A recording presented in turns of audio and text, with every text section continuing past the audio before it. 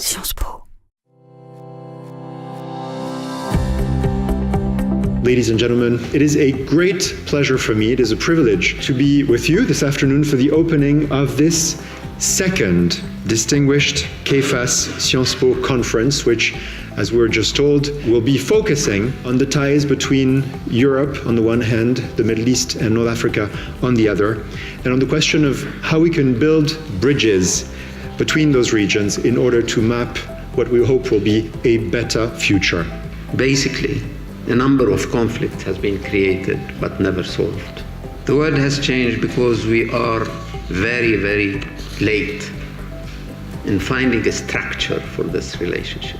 In some cases, for instance, we know that people respond with their gut feeling and will have a tendency to overestimate some factors. So, for instance, the proportion of immigrants in their own country. And the difference between this perception and the statistical reality should not be seen as a mistake, but as a sign revealing anxieties or worries or other patterns. The relations between the north and south of the Mediterranean is terribly important.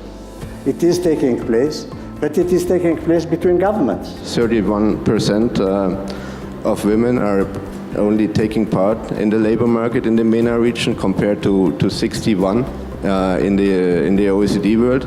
So there is an avenue in female entrepreneurship. I really believe education is the basis of the social economic development to social inclusion. This time we will have, in 4 months, the decision of all the 5 top positions of the European Union.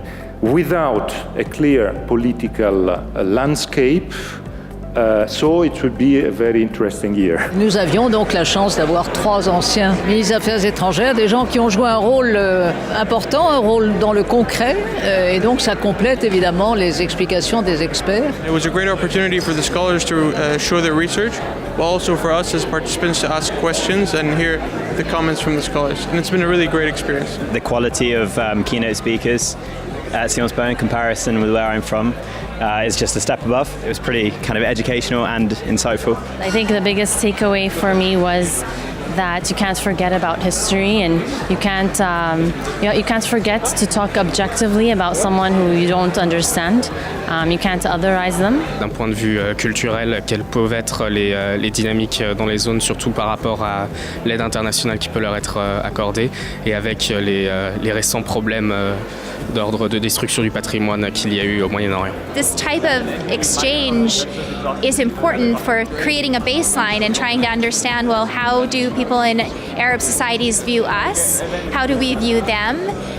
Is the reality different from our perceptions? And I think in a way the panel topic and the panel discussion highlighted the ways in which, well, actually there's much more goodwill within the Arab world towards Europe than even we as Westerners might imagine there is, and we should build on that and we should highlight that towards greater cooperation in the future. Understanding each other and understanding what causes misunderstanding is the first step to a peaceful progress in the world. The cooperation between Sciences Po and KFAS has been thriving since I left Sciences Po.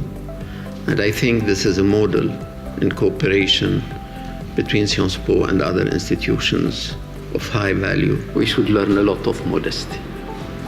I think we are not modest enough in the way we look at ourselves.